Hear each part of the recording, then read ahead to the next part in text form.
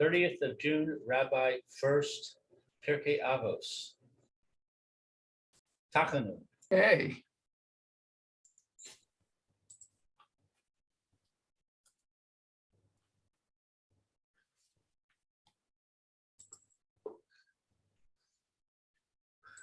Hey, good morning, good Chodesh to everyone. How's everyone today? Morning, Mary. Good morning, Lou. Baruch Hashem. Good Chodesh. Good Chodesh to you, Rabbi. Thank you. Thank you, thank you. Okay, good morning. This is Rabbi Shlomo Furst here at Yeshiva Samanashi here in Shalim. Here in Zoom, we're currently learning about Tachanun. We left off in the paragraph beginning Abet na Rechemna, correct? Yes. Good. I bet not. Okay. Yeah, any volunteers to read a bit? I volunteer. Okay. What happened to Barry? Is he okay? I got the email. I sent him an email last week. He said he has to change the schedule. So right now it's hard for him to make the shiur. Maybe on Erev Shabbos he's going to make it. But he said because it was changing schedule or something, apparently he's not able to make it right now. Okay. Well, at least he's okay. Yeah, but if you have a chance, write him an email and say that you missed him. Maybe it'll help change things. I don't know. So where are we up to? Okay, the paragraph beginning Habet no rechem no.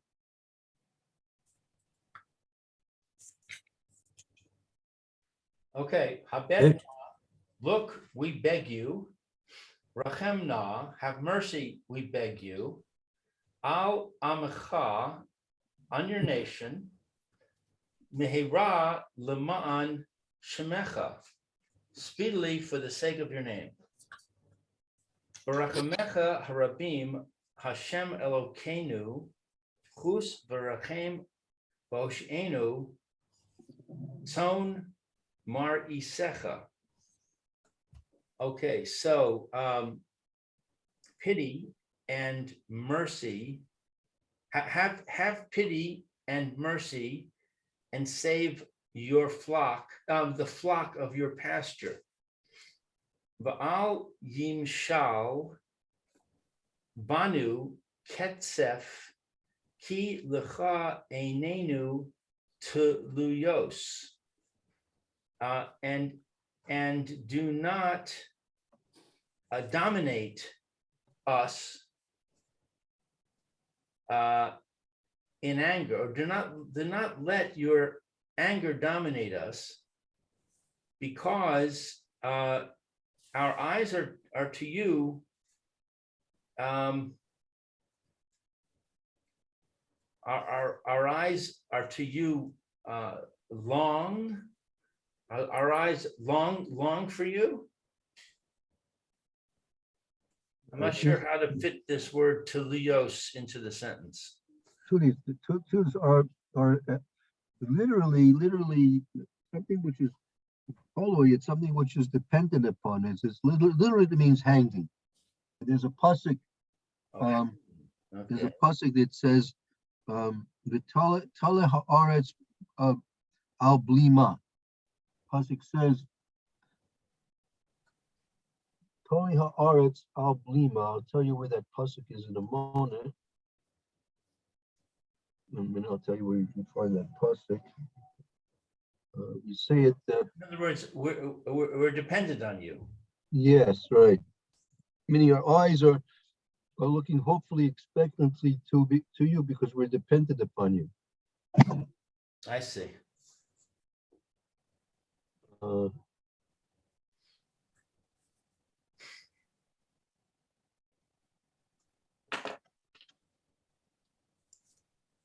One second.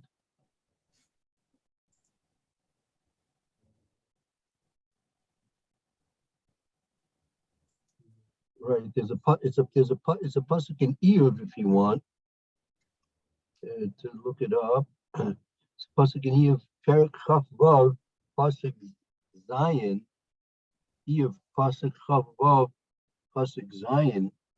That noted safon alto, toile Toile Eretz al Blima, that Noitet Safon Alto, that the north was inclined towards nothingness. Toile Eretz al Blima, and the earth, literally the earth, the whole globe of the earth is suspended al Blima, on nothing, upon nothing, and the whole of the earth is suspended upon nothing. So Tola means that suspended. Literally, in that case, it's like suspended, or it also it depends on something. It's suspended on something. Uh-huh. Okay, so yeah, so we're dependent upon you. Don't let your anger and your don't let your anger dominate us, for we are dependent on you. Right. Hoshi'enu leman shemecha, rachem aleinu leman berisecha. Save us for the sake of your name. Have mercy on us for the sake of your covenant. Habita va'anenu eis tzara, ki lecha Hashem hayeshua. Look and answer us in the time of distress, because yours, Hashem, is salvation. Meaning like Hashem is like the owner of salvation. Meaning salvation comes from Hashem. Right. B'cha so chaltenu Elokai salichos ana salach na kel tov b'salach. Okay, so we hope in you, God, God of forgiving God. Please forgive now, God, who is good and forgiving. Ki kel melech chanun v'rachum ata, because a God is a king who is gracious and merciful. So God, you are a king that is gracious and merciful. Right. That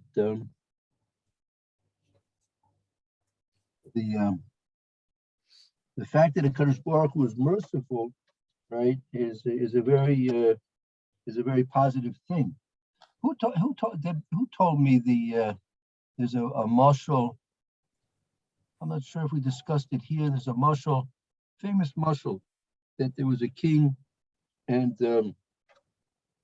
he was very prone to anger, very quick to anger king, and he would make a lot of rash decisions, and if anything was not to his liking, he would heads would roll, mamish roll, and so one time one of his butlers passed by, and it was serving something, and what happened was there was some of the sauce from the thing he was serving dripped onto the king's garment, royal garment. So that was he understood that was the end of him. It was literally the end of him. So what he did, he took the whole tray of food he was serving and dumped it on the lap of the king. That must have felt good. So of course he was carted off immediately, thrown into the dungeon.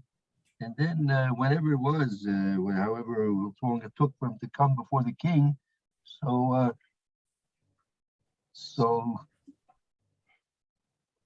he came before the king, and the king told him, "Listen, before we take you out to the gallows, I just want to ask you one question, right?"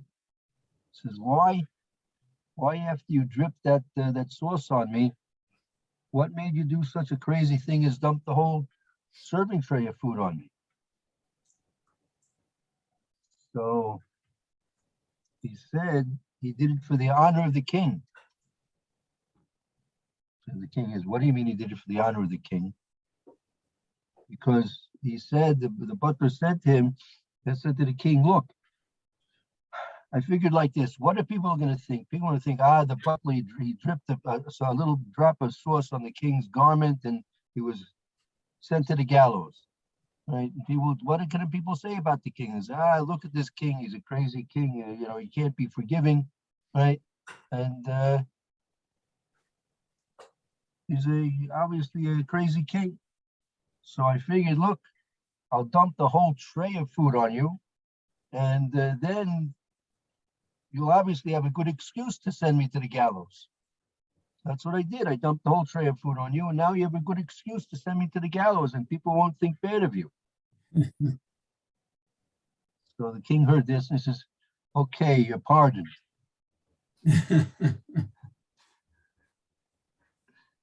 So it's to the praise of HaKadosh Baruch Hu that he's a merciful king, right? When Hashem shows his mercy, right, it shows that that actually shows strength to be in a situation, a case of judgment, and meting out punishments. That's not really so much of a praise. But if a person, and even in this respect, the Kadosh Baruch shows his great mercifulness, so that shows the depth of his understanding and his patience and his forbearance, and those are very good qualities. So that's also the fact that we're appealing to Kadosh Baruch Hu's mercy, right, is also a very important thing when we're trying to make these prayers a little more effective and as much and as effective as they could possibly be. Because if we appeal to Kadosh Baruch Hu to do with us with his mercy and have compassion upon it, then that shows the true greatness of a Kadosh Baruch Hu, right? That's important to try and remember when you're saying these things. Right? Trying to arouse a Kadosh Baruch Hu's mercies and his compassion, his kindness to us. That's an advantage, so to speak, for Kadosh Baruch Hu's, as we say, his public image, so to speak. But we're not trying to arouse Hashem. No, I mean we're trying to appeal. We're trying to appeal.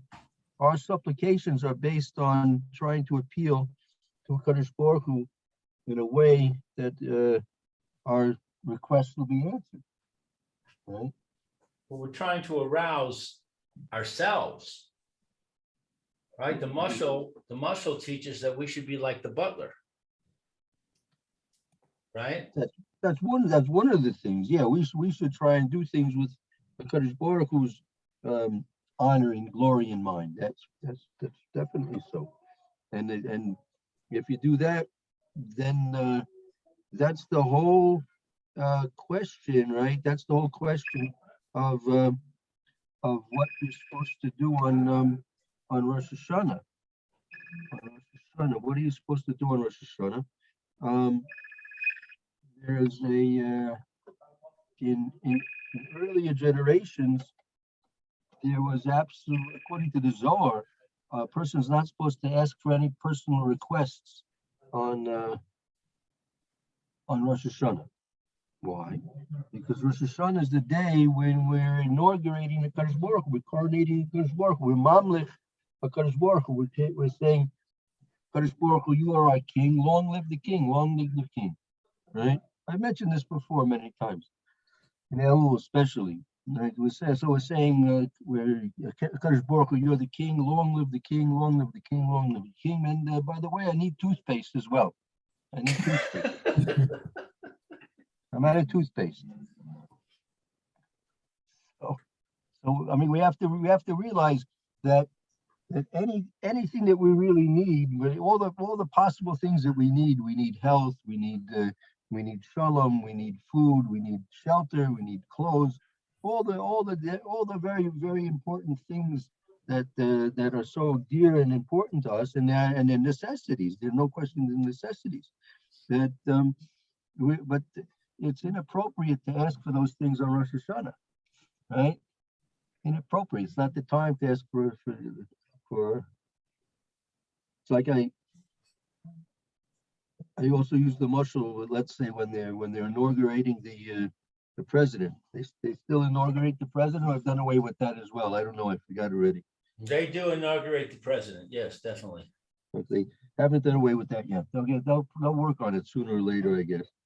Figure it's a waste of money, which it probably is. But,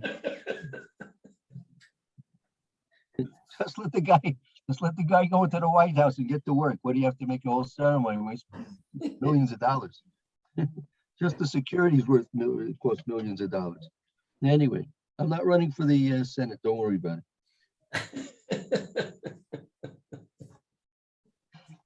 So it's like a guy comes to Washington D.C., right? He's got a whole list of offices to visit. He's got to visit the IRS. He's got to visit Social Security. He has to visit I don't know all the various different offices. So the day he picks to come is the day they're inaugurating the president, right? So he comes with his briefcase full of all kinds of papers and requests and documents, and he goes to this office, it's closed. He goes to that office, it's closed. He can't understand what's going on. Right? So they say, public holiday today. We're inaugurating the president. So he says, well, let me go to the president. Where is he? So he goes up to the president, right? In the middle of the inauguration ceremony, he says, President, I've got all these things. I got to go to this office. I go to this office. Open up the offices. I came all the way from Pennsylvania to come to Washington D.C. to take care of my business. So the president looks at him, and strangely, right now it's public holiday today. We're inaugurating the president. Not time to do business. So in the same way, Rosh Hashanah is a time when we're coronating in Kadosh Baruch Hu. We're mamlik Kadosh Baruch Hu, right? And we should really be concentrating on exactly that, accepting Kadosh Baruch Hu's sovereignty and control over us. Now, there is an aspect to those who say it's a good time to daven for your needs, because when you're davening for your needs, right? You're davening for your needs. That shows that the Kadosh Baruch Hu is the boss. Everything comes from a Kadosh Baruch Hu. Right, but that's really something that you could and should be doing every day of the year, right? Every day of the year should be davening for needs. As a matter of fact, on Shabbos, we're not supposed to daven for our needs, right? Shabbos is like Me'ein Olam Haba, and therefore it's not a time to daven for your needs. When Shabbos comes, you should look at your whole situation as if everything has been taken care of, everything is perfect, everything is in place, and whatever you have is exactly what you need, and you have no thoughts about anything else because you're completely samech b'chalko. You're simply completely at ease and at peace with your situation, right? And the fact that you're asking for something shows that you're not exactly happy and settled and at ease with your situation. You're lacking in some way, and on Shabbos you shouldn't be lacking. On Shabbos you should be feeling that you have everything. Just like a person, Shabbos is Me'ein Olam Haba. In Olam Haba, everything is now complete and finished. That's where the person reaps his eternal rewards for the Torah and mitzvahs that he did here in this world while he was alive. Now, on Rosh Hashanah, it's a little bit of both. It's on one hand, time to declare Kadosh Baruch Hu that He's king over us, but on the other hand, part of what's that can reinforce that is that we realize that Kadosh Baruch Hu is all powerful.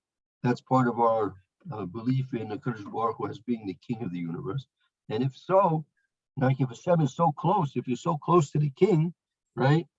So if you're so, I mean, if you're so close to the king, like the question is, what should you say to the king? Should you say, "Long live the king," or should you ask for toothpaste? That's the question.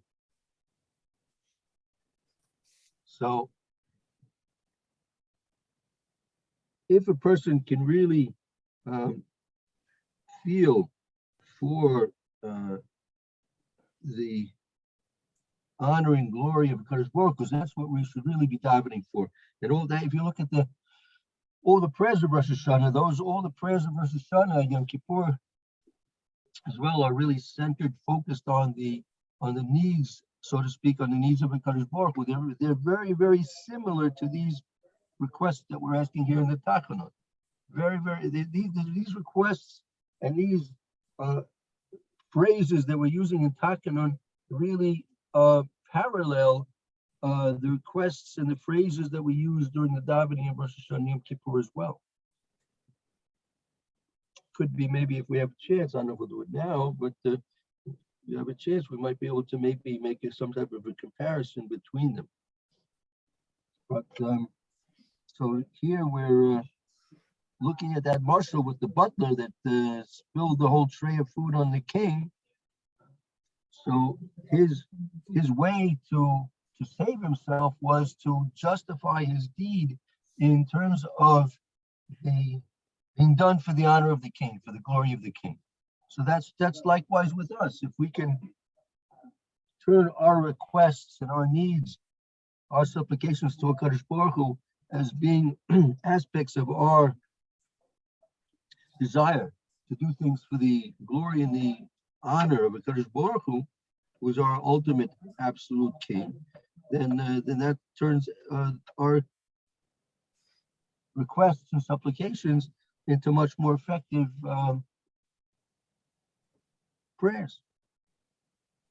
Okay, let's continue. Yeah, we continue. Okay, so Ana Melech Chanun Barachum Zachor v'habeit livris bein habesarim.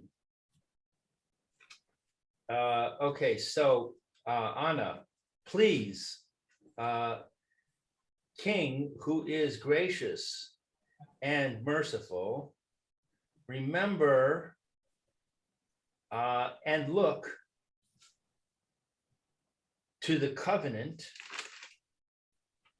between the parts.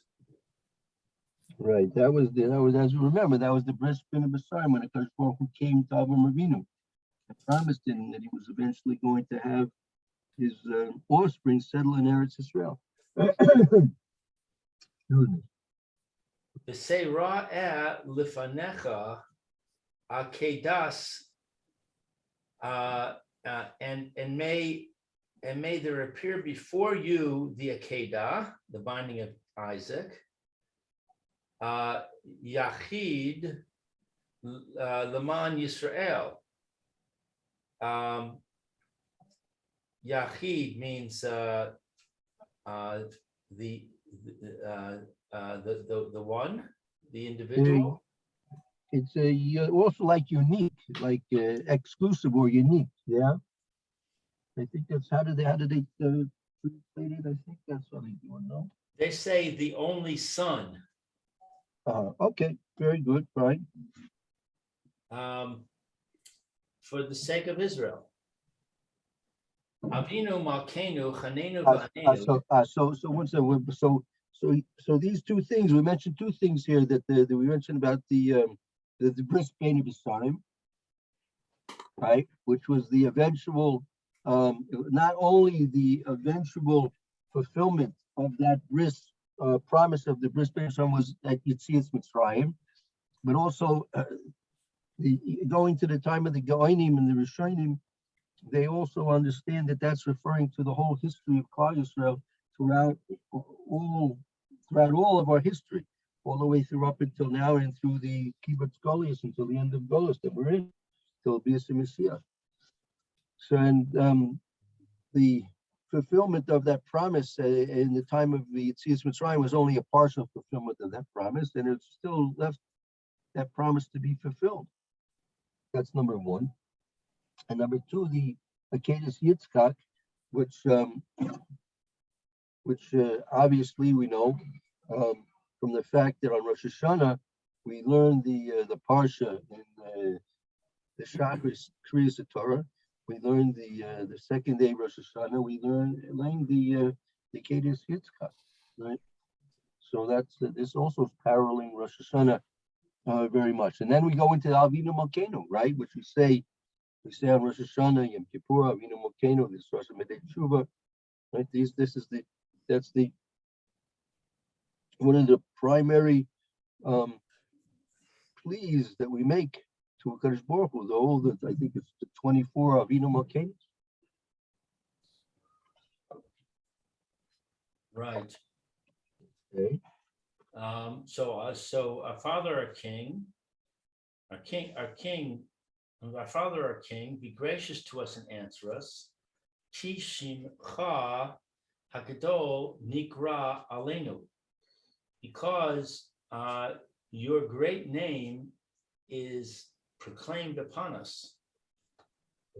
Asay niflaos b'chol eis. I just want to check. Is there a parallel statement in the Avinu Malkeinu that we say regularly? Is there a parallel statement to that, or was this a unique I statement? believe so. Chanenu v'neinu. Yeah, that sounds familiar. Let's see. But Shimcha Hagedol, I'm not sure. Yeah, whether the rest of it is See, I have about Avinu Malkeinu right here. look at the very last one. Look at the very last two.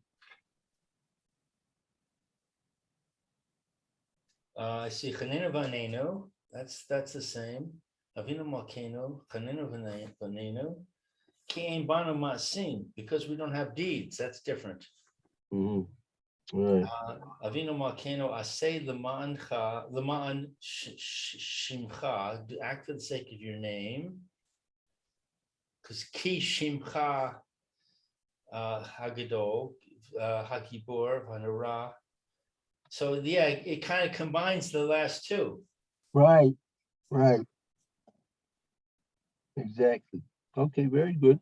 Just to know what we're saying here is repeated in the Avinu Malkeinu in a little bit longer form. Right.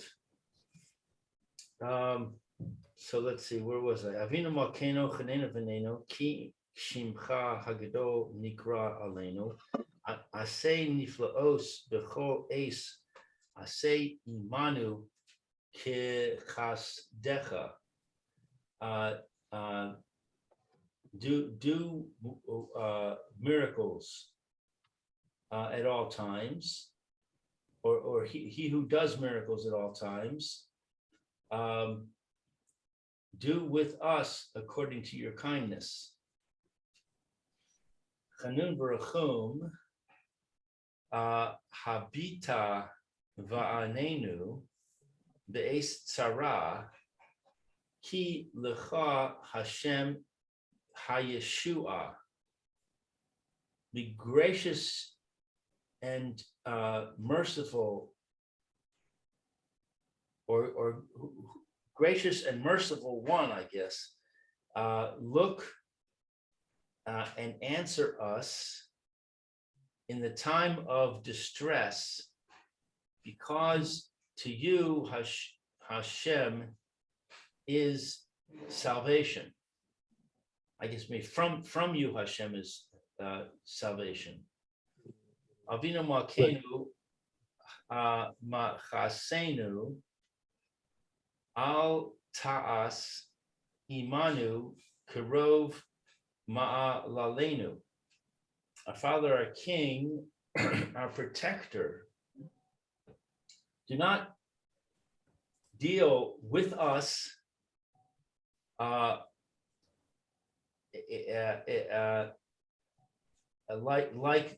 the evil of our deeds. Zachor rachamecha Hashem v'chasadecha. Remember your mercy, Hashem, and your kindness. Ukarov tuvecha hoshienu vachamal na alenu. Okay, so in accordance with the goodness. I'm sorry. According to the abundance of your goodness, Right. save us, and have pity, please, upon us. Ki ein lanu eloka The car, right, the car. acher mi baladecha terenu, because we have no other God beside you, our rock. Al ta'azvenu Hashem Elokeinu, al tirchak mimenu. Do not forsake us, Lord our God. Do not be distant from us. Ki nafshenu tzedaka kitsara me cherev u mishvi u mi dever u mi magefa u mi kol tzara v'yagon. Because our soul is impatient, Right. with the sword and the captivity, the pestilence, the plague, and with all of the distress and the lament or the sorrow. We're impatient with all of this nasty stuff. That's a funny word, impatient. I'll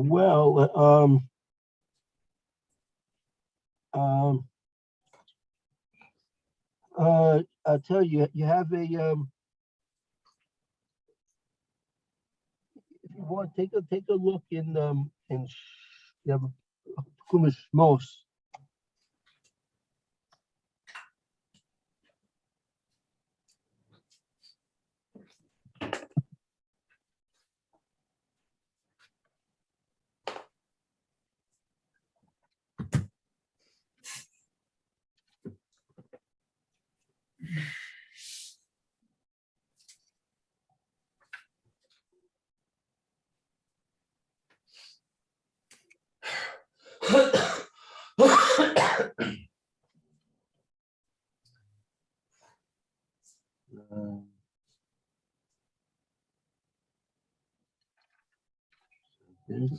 While you're looking, I've got here, for our soul is diminished by sword and captivity.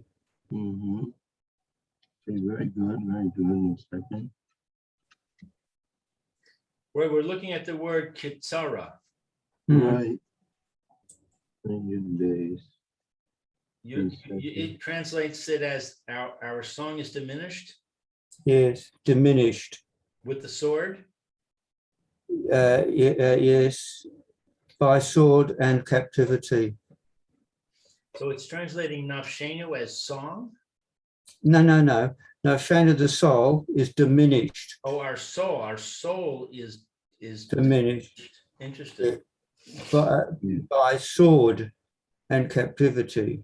Right. If you look in Parshas here, Pierke Vav, supposed Pierke Vav.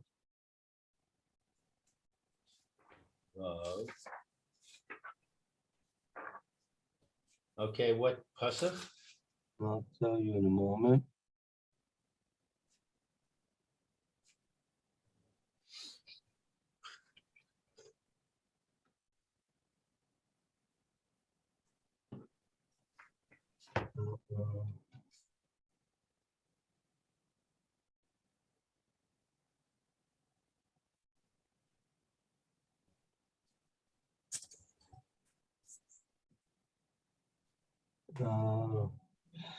Pasuk test. Pasuk test. 9. Chapter 6. Pasuk 9.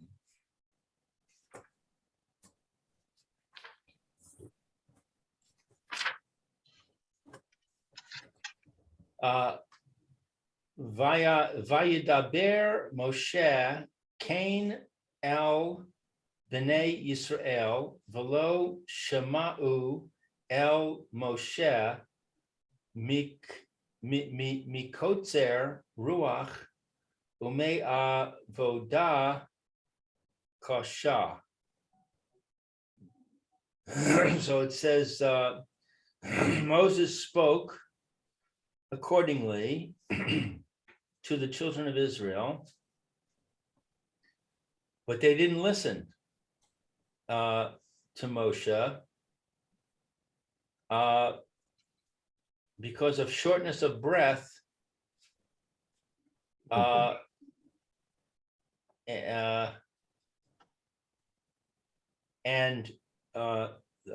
hard work. Right. So you see how that's, you have the same phrase over here also, right? Miketzer, mikotzer is the same word. Right.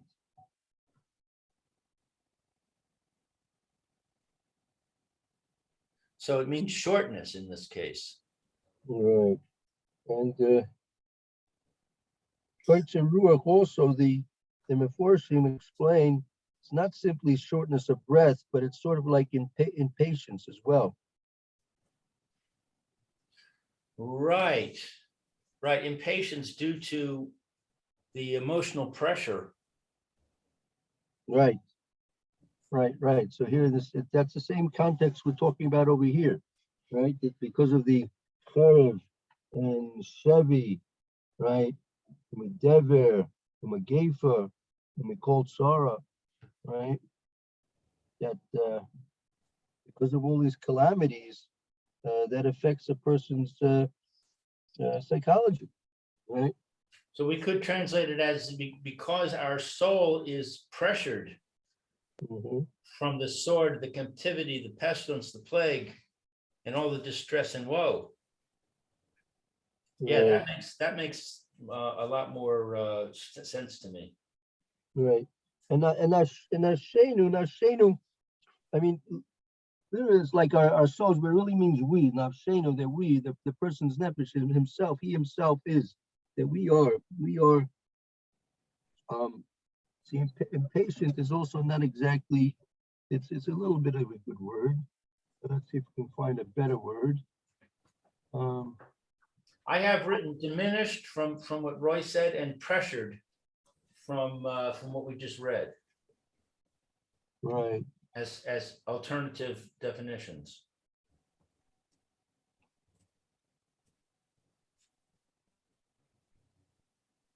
Right.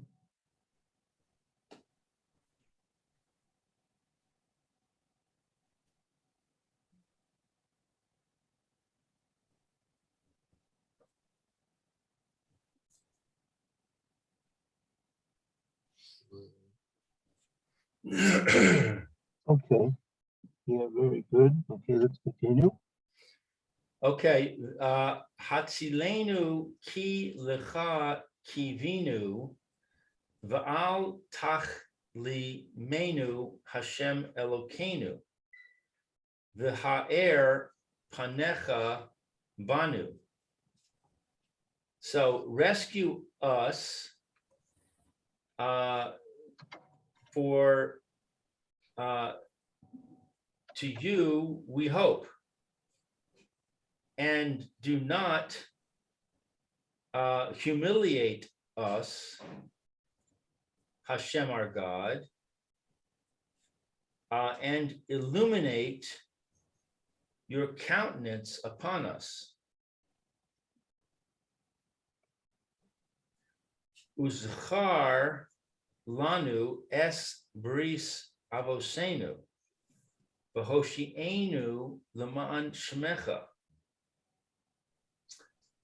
And remember for us the covenant of our forefathers, and save us for the sake of your name.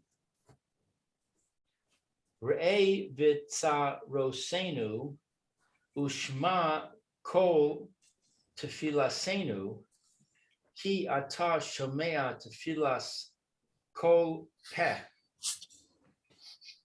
See our troubles and hear the voice of our prayer, because you hear prayer, you hear the prayers of every mouth. Right. Very good. El Rachum v'Chanun. Let's see, maybe we should stop here before starting a new paragraph. Okay. Right. Okay, good. Maybe let's halt here for now. We'll pick up the new paragraph on Yom Rishon. That's Hashem. All right, Rabbi. Thank you. Good Chodesh. Yeah, very good. Thank you. Bruce. Reminder: you owe me a newsletter article. Oh, newsletter. Oh, and maybe I think I have something on. I was working on to send you. Maybe I can do it now, or when we finish the next year, I'll try and send it out. That would be great, because I'm waiting on you. You're the last one. Okay, I'll try and work it, finish it up. Very good. Okay, Thank you so much. Roy, have a good afternoon. Tomorrow, 9:30.